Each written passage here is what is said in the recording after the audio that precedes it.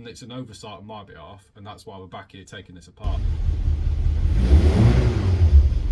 Hi, I'm Jim and welcome back. And in the last episode, it was a bit of a downer, unfortunately, because there was that grinding sound coming from the gearbox.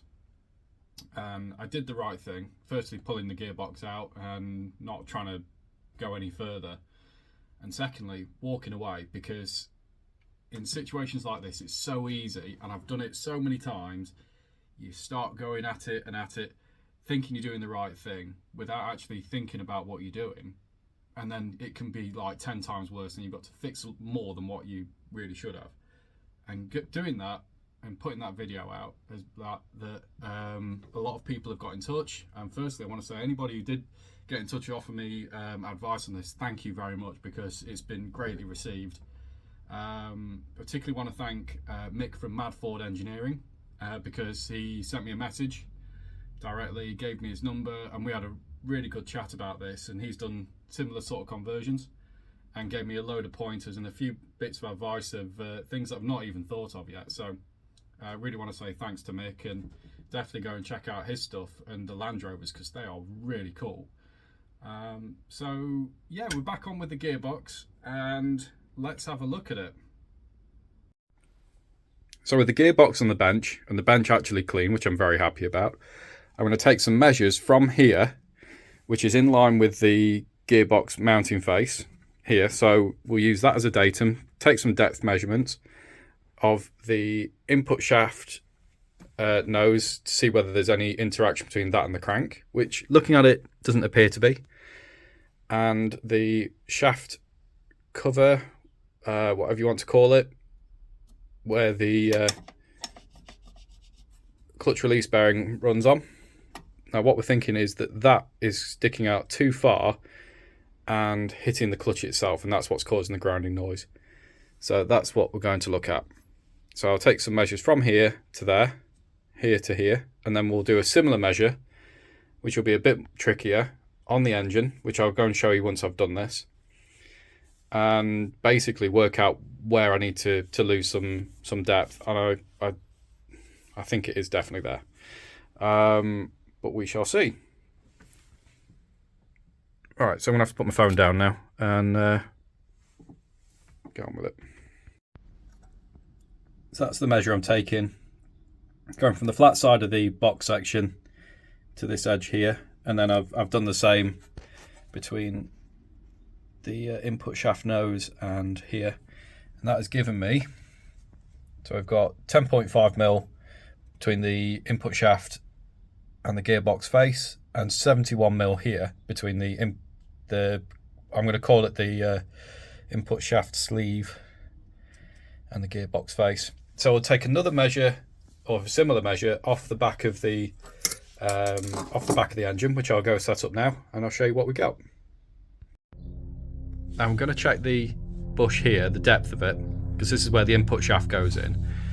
This is the same crank that is on the actual block, but this is easier to measure because it's right in front of me. So I can just put this vernier in here and settle that up, and that comes out to 29 millimeters. And then just doing a measure from the clutch face and the flywheel face to the back of the block is 32 millimeters, and the difference between those is 4.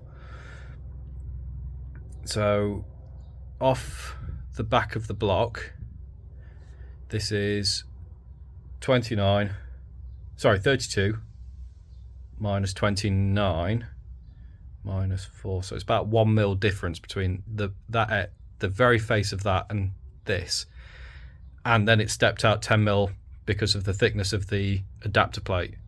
It's quite a bit of maths going on, but I don't think the input shaft's a problem on the gearbox hitting the crank here. I think it's clutch based.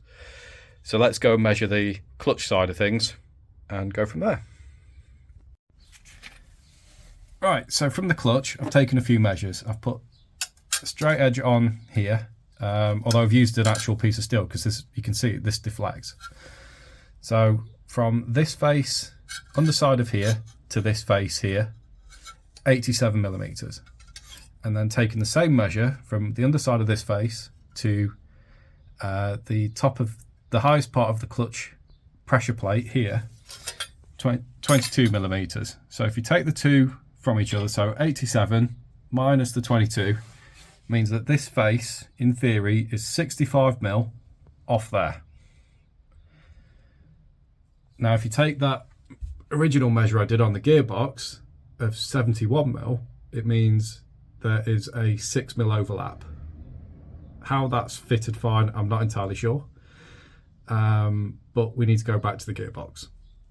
With having to work off depths and then taking things away from each other. I should have checked all this. This is my oversight, this is my cock up, and I'll put my hand up, you know, I've messed up here. But it's not done any serious damage. It can all be fixed. And the way we're going to fix that is by modifying the gearbox a bit further. Because let's be honest, we've not done quite enough there. And I'll show you what I mean. So what I'll do in a minute, take this off because we don't need it.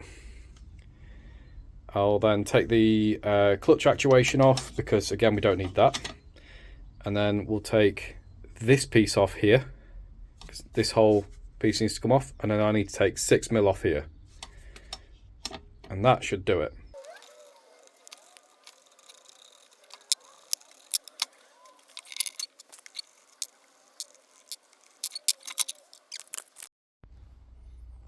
Right, so I've got the plate off. A good tip that I got from Mick was that because I can't turn this on the lathe, it's going to be hard to hold, plus I don't have a lathe anymore. So put a Jubilee clip on here, which I've spaced out to 7 mil, clamped it down, and then cut that to this edge here, and it should give me a fairly straight line, which is what I need. So I'm going to jig that up now. I'll finish jigging it up and then I'll get it cut. But I'm going to take slightly more off, and that should be it.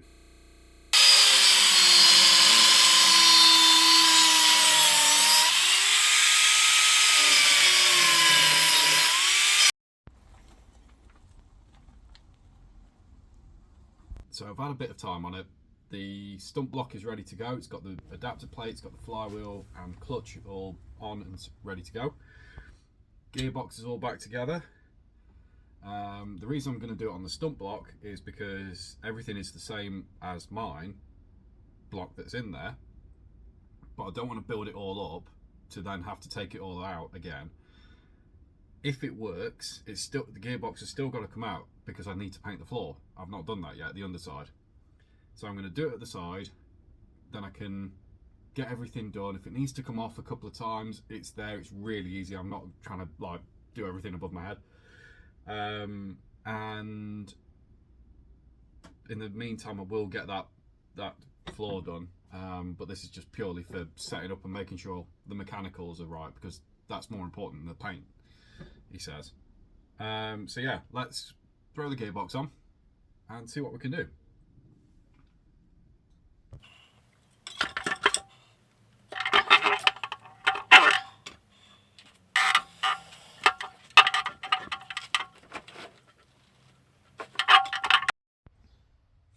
So everything's rigged up, gearbox is fitted, clutch is all in there, it's wired. I've taken the starter motor thingy off so I can check everything there, and I have done some more sketchy wiring, because why not?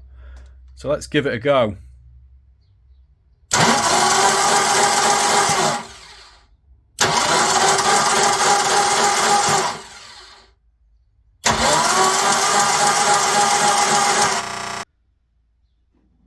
So the cranking seems really good.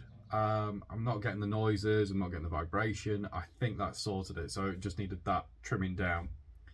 What I need to do next is sort out the paint on the underside so I can actually put all this back together properly and go for that final test drive.